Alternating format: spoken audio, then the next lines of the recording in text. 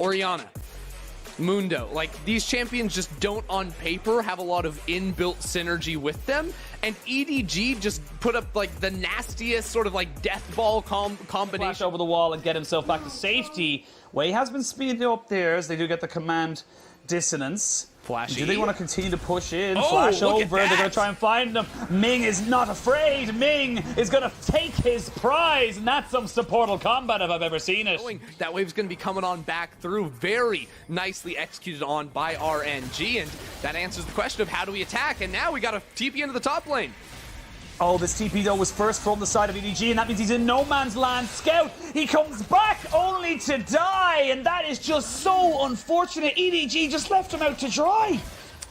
Going to be moving in towards this mid lane. Isn't Fog of War. Now we can see Scout lands the Abscond of Duck. Good shockwave does not land though as Klein gets himself over. Good kick though. But here is Wei. They didn't know exactly where he was. Where was he? In your back garden. And Wei takes a kill onto JJ and RNG. Maybe JJ's thinking he can get Crying over the wall there. Maybe with the extra turret shots coming in, it's a little bit easier. But now, Xiaohu's going crazy on the top side of the map too. They get another one.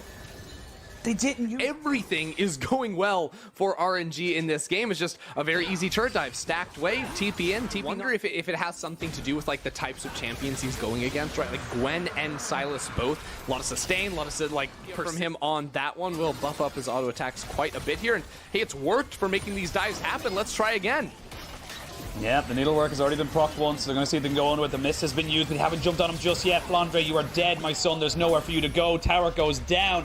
RNG on a roll. They knew the dragon had just been taken, so they can clear away those waves, and at the same time, Xiaohu just beating down the top lane tower. That's another one. That's 600 gold there for Xiaohu. Like, it doesn't get better than that. Back into this game, but RNG are just too smart. They're too quick to the pulse. They know what's going on with everything he wants to do. And yes, you lose bot lane tier 1, but you're going to gain yourself. Decide wherever they want to go on the map. They're going to win something.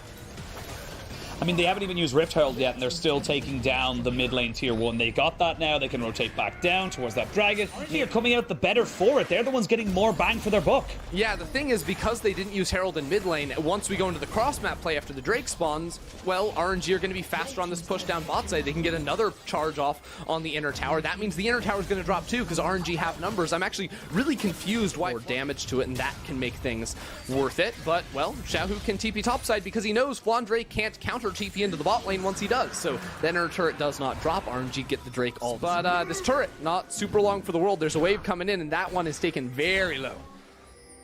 Yeah, there's not really much you can do to defend against this as EDG. You can maybe look to clear the wave so you don't get any more of a push, but you gotta let that one just crumble. For assistance, like this is exactly what you want to see. RNG not giving EDG any control over the map whatsoever. So many teams would send four. Robbery, EDG don't know. They now have an inkling. They're looking to see if maybe something's going on, but I think it's too late, Ender. I think they've already got it. Yeah, jungler's on the wrong side of the map. Good luck stealing this one with a blind skill shot. It's just 25 HP. That is a bit of a easy road in for the side of RNG. They will give up the dragon, but there's no real minion wave just yet. Now, can they keep that inside track? That is the question. Yeah, I mean, look where Xiaohu is. He can just sort of stop them from stepping on forward here. He's a big boy.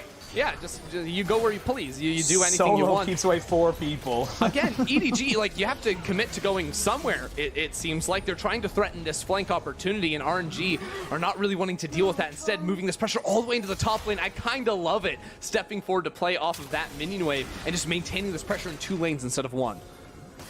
Yeah, and you can see the Xiaohu is just so unbelievably tanky, even with the items he has, that they just can't really walk up on him right now, and he just needs pure health, and that's exactly what he's got. The minions now crashing in this top side. Give it another 3 or 4 seconds, they will be crashing into this mid lane. Not the best of synergy, but it is still good enough as a spreading EDG thin. They have no real thoughts about where they can go. They are just being pulled and pushed and taken around the way as Scout finally goes in, but he's by himself. He's against Crying. He will use the stolen Nautilus ult to get one right back into his face. We can see now they're going to be the cosmic radius as Crying just go falling down, and that's going to be the chain of corruption to try and keep everyone at bay. Now jumping onto Xiaohu, but it's Mako who falls, and now the re-engage coming in from RNG. They pick up 2 kills of their own. Wei is hungry, hunting for kills, and with this Baron buff and only 3 people still left alive, JJ knows he needs to kill this wave. But a nice lollipop for you, sir. That lollipop is going to be nice and sour. You will not enjoy it. And RNG, if they can kill Scout, they may have found themselves the win. It would only be the even Gwen left alive. Scout finally gets himself onto the Nexus, but the inhibitor will fall, and RNG, they get what they wanted.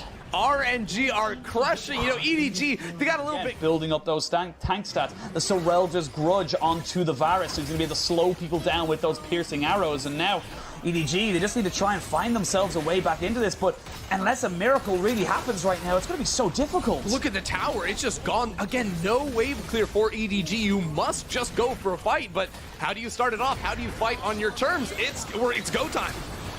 Here we go. This is how they started on their terms. We're going to see the Dazzle not quite come down, but it's going to be the Cosmic Radiance, but not enough to keep them all safe. The Callista Taric has fallen. They jump straight back on the Scout, who goes golden to strike a pose. The Cryin will not be taken down today. There's 3 kills, 4 kills for the Varus, and that's going to be enough for RNG to take this series 2-0. They remind everyone in the LPL that they are still kings in China.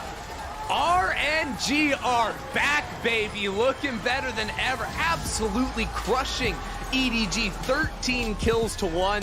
EDG never stood a chance. They